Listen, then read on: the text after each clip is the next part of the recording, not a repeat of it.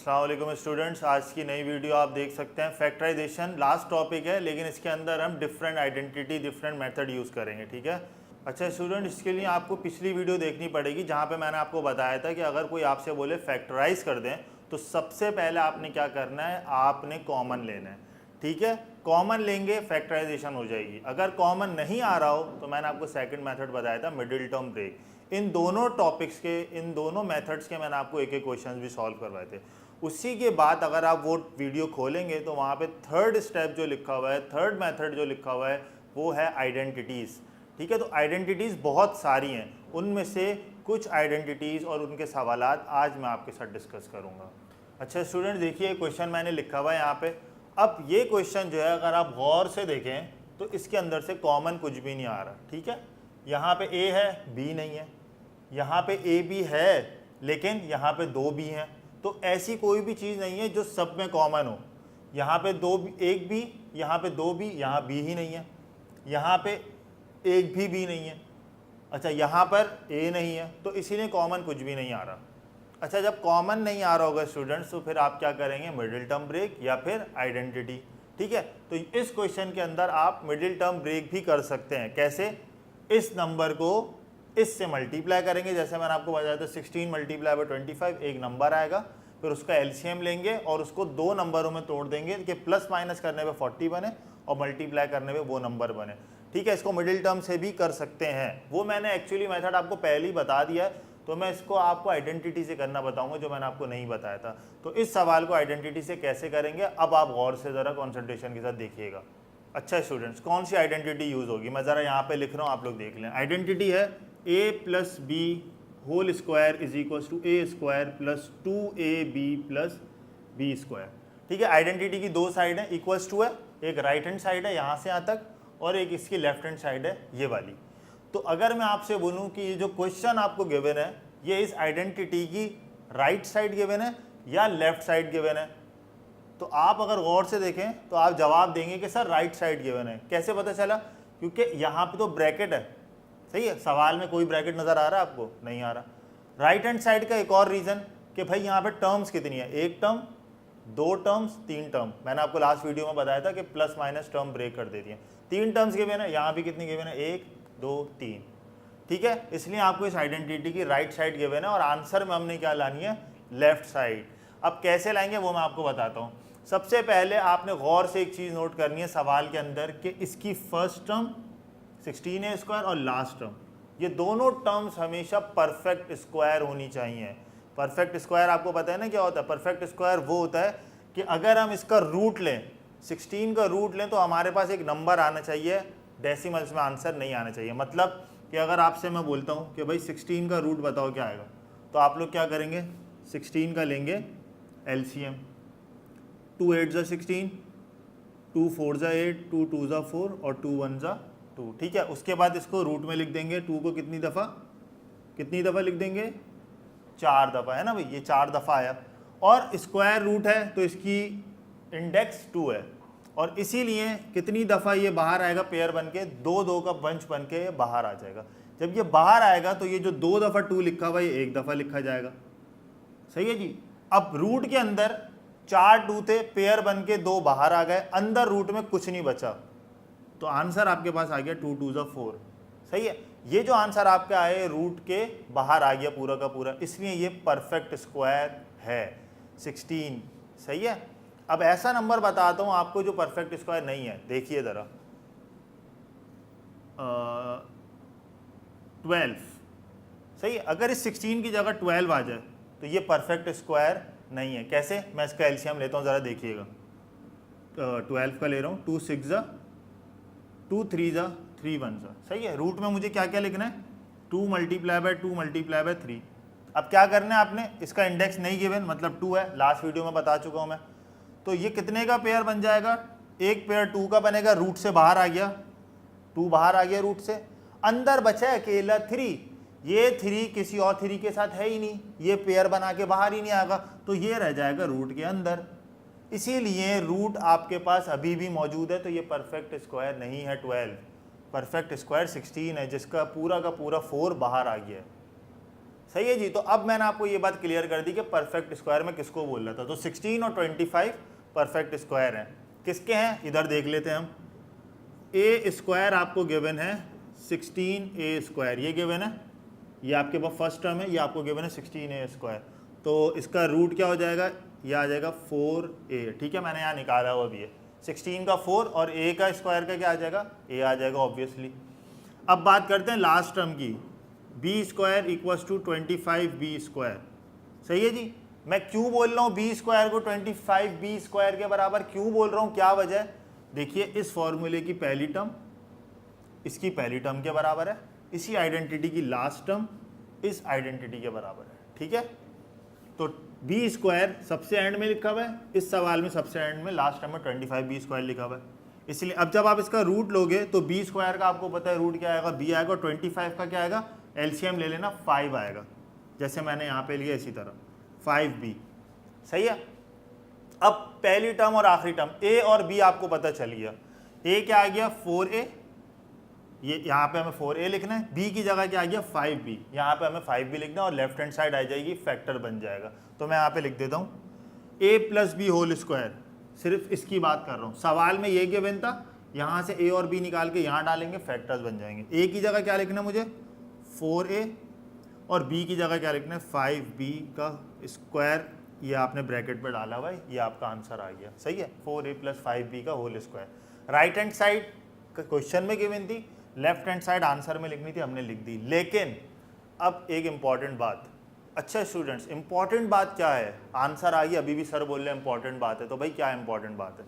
देखिए पहली टर्म जो थी a स्क्वायर, उससे हमने a निकाल के यहाँ पे लिख दिया, हो गया काम। b स्क्वायर यहाँ से b निकाल के लिख दिया, हो गया काम। लेकिन हमने ये सेंटर वाली टर्म को अभी डिस्कस ही नहीं करा, इसका क्या काम है, ये क्यों दी हुई है सवाल में, इसकी कोई लॉजिक भी है या ऐसी दी हुई है, इसकी बहुत बड़ी लॉजिक है। देखिए सेंटर वाली टर्म को आपने सेंटर वाली टर्म से क्या करना है, कंपेयर करना है। ये वाला जो आंसर है 2ab का, ये 40ab आना चाहिए, ये आपने चेक करना है।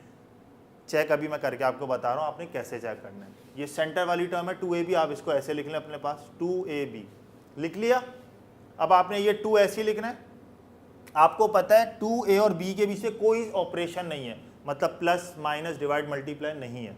तो इसका मतलब जब कोई भी ऑपरेशन नहीं होता बीच में तो क्या होता है, मल्टीप्लाई का ऑपरेशन होता है। ठीक है, ये बात आपने याद रखनी है।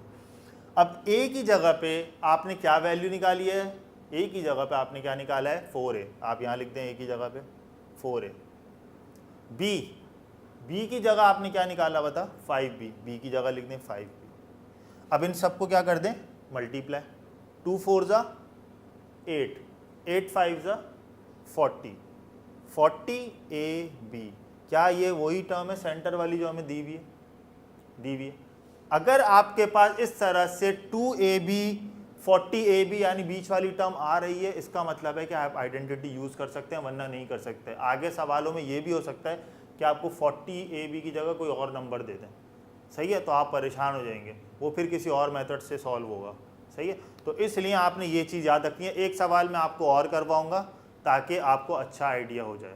अच्छा स्टूडेंट्स, अब आप देखिए ग्रीन कलर से एक आपको आइडेंटिटी नज़र आ रही है जो मैंने नहीं लिखी है अभी, और एक ये क्वेश्चन का सेकंड पार्ट आपको नज़र आ रहा है जो मैंने नया लिखा है। ठीक है, अब इसमें फ़र्क क्या है, देखिए जो पिछला सवाल आपने किया था वहाँ पे तीनों टर्म्स के साथ प्लस की साइन थी, जैसे यहाँ आइडेंटिटी में थी जो हमने यूज़ की थी, पहली टर्म भी प्लस, दूसरी भी प्लस, तीसरी भी प्लस। जबकि यहाँ पे मेरे पास सवाल में क्वेश्चन में मुझे बीच वाली सेंटर टर्म नेगेटिव दे दी गई थी। तो नेगेटिव टर्म के लिए अगर आपके पास सेंटर टर्म नेगेटिव है तो आप कौन सी आइडेंटिटी यूज़ करेंगे, ये ग्रीन वाली। ठीक है, ये आपने बस याद रखना है। अच्छा जी, तो हम सबसे पहले अब क्या निकालेंगे, a की वैल्यू निकालेंगे। ठीक है जी, तो right hand side of the identity a square minus 2ab plus b square, पहली टर्म क्या है a स्क्वायर, हम लिखते हैं भाई a स्क्वायर पहली टर्म है, यहाँ से पहली टर्म कौन सी है 4p स्क्वायर, ये बराबर है 4p स्क्वायर के। सही है, अब आप क्या करेंगे, a स्क्वायर के बिना आपने क्या निकालना है, रूट निकालना है, a की वैल्यू निकालनी है, क्योंकि हमने यहाँ पे डालनी है, ये a है सिर्फ, तो इसका रूट ले लेंगे। a आपके पास आ गया 4, किसका स्क्वायर है 2 का, और p स्क्वायर p का ही होता है, वेरिएबल उसी का स्क्वायर होता है। ठीक है ना। अच्छा एक चीज़ और मैं बता दूं, कुछ बच्चों को ये कन्फ्यूजन होती है कि सर ये p के ऊपर जो स्क्वायर है ये तो रूट से कट के मतलब p आ गया, हमें समझ आ गया। लेकिन 4 के ऊपर तो स्क्वायर नहीं था, तो वो किससे कटा और कैसे 2 आया, ठीक है ना। तो एक तो ये है कि आप याद रख लें 4 का स्क्वायर रूट 2 है, वरना दूसरी चीज़ ये है कि आप 4 को ऐसे भी लिख सकते हैं 2 का स्क्वायर, सही है ना। 2 का स्क्वायर क्या होता है, 2 का स्क्वायर होता है 2 मल्टीप्लाई बाय 2, 2 मल्टीप्लाई बाय 2 क्या आएगा 4 आएगा, है ना। तो आप 4 की जगह क्या लिख सकते हो 2 स्क्वायर और p स्क्वायर ही एज इट इज लिखोगे और फिर आप स्क्वायर से रूट काट दोगे और 2p आ जाएगा। तो अलग अलग तरीके हैं इसको सोचने के, सही है। नंबर का रूट अलग आता है, वेरिएबल का रूट अलग तरीके से आता है। चलिए लास्ट टर्म निकालते हैं b स्क्वायर।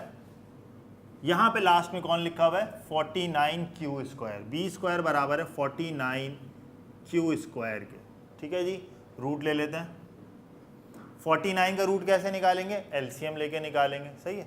तो आपके पास एलसीएम आएगा इसका 49 का 7 7 जा 49, 7 1 जा 7, मतलब रूट में 2 दफ़ा 7 आ जाएगा और फिर आप उसको बाहर निकाल लेंगे तो आपके पास आ गया 7qb,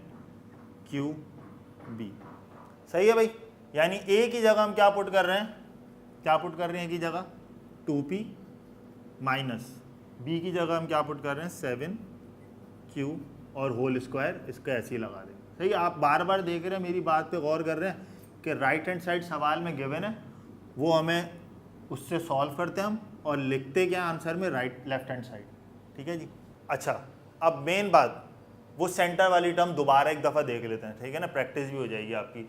2ab जो मैंने बात बताई थी, आइए देखते हैं 2ab क्या ये टर्म बीच वाली टर्म बना भी रही है या नहीं। तो हम लिखते हैं 2a की जगह भाई हमने क्या निकाला भाई, a की जगह हमने निकाला था 2p, तो a की जगह आप क्या लिख देंगे 2p।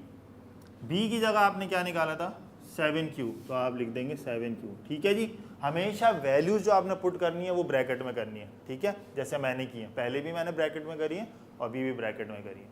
अब मल्टीप्लाई कर देते हैं, ब्रैकेट मीन्स मल्टीप्लाई, 2 2 जा 4, 4 7 जा 28, 28pq, ठीक है जी, ये रहा 28pq।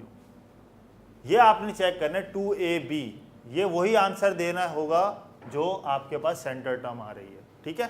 तो आपने देखा ये 2ab सेंटर टर्म थी, ये इसके बराबर आ गई सेंटर टर्म के, लास्ट वाली टर्म और फर्स्ट वाली टर्म से हमने आंसर निकाल लिया, सही है। तो ये आपके फैक्टर्स हैं 2p minus 7q whole square. अच्छा स्टूडेंट ये थर्ड पार्ट है, इसमें कुछ डिफरेंट है पिछले 2 पार्ट से ना, तो वो मैं आपको मेंशन करके दिखा देता हूँ। देखिए पहली टर्म परफेक्ट स्क्वायर नहीं है, a पे स्क्वायर ज़रूर है, 8 परफेक्ट स्क्वायर नहीं है, ठीक है। 18 भी परफेक्ट स्क्वायर नहीं है। परफेक्ट स्क्वायर कौन कौन से हैं 4 2 का, उसके बाद 9 आएगा, 8 नहीं है, सही। उसके बाद 16 आएगा, 16 के बाद 25, वो 5 का स्क्वायर है, तो बीच में 18 और 8 तो रहेगा, ये परफेक्ट स्क्वायर नहीं। अब क्या करें, तो हमने सबसे पहले स्टेप मिस कर दिया जो मैंने आपको बताया था। क्या है फैक्टराइजेशन का सबसे पहला स्टेप, सबसे पहले आपने कॉमन लेना है। अब आप सबका माइंड चले गया था आइडेंटिटी की तरफ, आप सब आइडेंटिटी सोच रहे थे कि भाई कौन सी आइडेंटिटी लगेगी, और आप ये ख्याल आपके जहन से निकल गया कि सर ने सबसे पहला स्टेप बताया था कॉमन लेना है। तो यहाँ देखिए कुछ कॉमन आ रहा है, क्या कॉमन आ रहा है 2 कॉमन आ रहा है। 2 के टेबल में 8 भी आता है, 2 के टेबल में 24 भी आता है, 2 के टेबल में 18 भी आता है। तो हम पहले 2 कॉमन लेंगे, तो मैं यहाँ पे लिख रहा हूँ 2 कॉमन आ गया। 2 के टेबल में 8 कितनी टाइम्स पे आता है 4 टाइम्स, 2 4 जा 8, तो मैं यहाँ लिखूंगा 4a स्क्वायर। 2 के टेबल में 24 कितने टाइम्स पे आता है 2 12 जा 24, तो मैं यहाँ लिखूंगा 12ab, और इसी तरह 2 9 जा 18, सही है जी। जब आप कॉमन लेंगे आप खुद देखेंगे कोई ना कोई आपके पास रास्ता खुल जाएगा सॉल्व होने का, या तो आइडेंटिटी या मिडिल टर्म ब्रेक या कुछ और। अब इसको हम आइडेंटिटी से भी कर सकते हैं, मिडिल टर्म से भी। अभी आइडेंटिटी का टॉपिक है तो आइडेंटिटी से करते हैं। पहली टर्म परफेक्ट स्क्वायर है, 4 का क्या होता है 2, और 9 भी है 3 का स्क्वायर, सही है जी। तो अब हम क्या करते हैं, a और b की वैल्यूज निकाल लेते हैं। बाय द वे आइडेंटिटी कौन सी लग रही है यहाँ पे, a square plus 2ab plus b square, first question वाली, क्योंकि सारी टर्म्स क्या है पॉजिटिव है, और ये किसके बराबर होता है a प्लस बी के होल स्क्वायर के। तो ये साइड आपको गिवन है, जिसके अंदर ब्रैकेट नहीं है वो साइड आपको गिवन है। चलिए ये देखिए a स्क्वायर फर्स्ट टर्म इसकी फर्स्ट टर्म के बराबर है, जो कि अब ब्रैकेट के अंदर है 4a स्क्वायर, सही है जी। तो a क्या हो जाएगा 2a, सही है ना। जब आप रूट लोगे a स्क्वायर का a आता है, ए स्क्वायर का या तो 4 का क्या आता है, नंबर का क्या है 2 है, 2 2 4। इसी तरह बी स्क्वायर जो लास्ट टर्म है वो 9b स्क्वायर के बराबर है, और जब आप उसका रूट लेंगे तो आपके पास क्या आ जाएगा, b आ जाएगा 3b। सही है ना, 9 का क्या होता है 3 होता है रूट, और b स्क्वायर का ऑब्वियसली b होता है। तो a और b की वैल्यू मैंने निकाल ली है। सेंटर टर्म भी एक दफ़ा देख लेते हैं, ये जो 2ab है क्या ये 12ab बना रही है या नहीं, तो यहाँ पे लिख लेते हैं 2ab। 2a की जगह पे आपने क्या लिखना है 2a, सही है ना, ये लिखा हुआ है a बराबर है 2a के, और b किसके बराबर है 3b के, तो b की जगह लिख देते हैं 3b। मल्टीप्लाई करें 2 2 4, 4 3 12ab, और सेंटर टर्म क्या है 12ab। ठीक है जी, तो इसका मतलब सारी चीज़ें हमारे पास जो वो चेक हो चुकी हैं। अब हम डायरेक्ट इसको फॉर्मूले में डाल के, आइडेंटिटी में डाल के सॉल्व कर लेते हैं। तो यहाँ लिखा हुआ है a plus b whole square, plus और स्क्वायर तो मैंने ऐसे ही लगा दिया, a और b की वैल्यू हमें यहाँ से मिल जाएगी 2a और 3b। ठीक है जी, 2a 3b होल स्क्वायर। क्या ये आंसर है या कुछ और भी हमें करना होगा, कुछ और भी करना होगा, क्योंकि ये जो ब्रैकेट है इसके बाहर हमने जो 2 कॉमन लिया था वो तो मैंने लिखा ही नहीं। ठीक है जी, तो वो भी आपने एज इट इज कॉपी करना है। तो ये आपका आंसर है।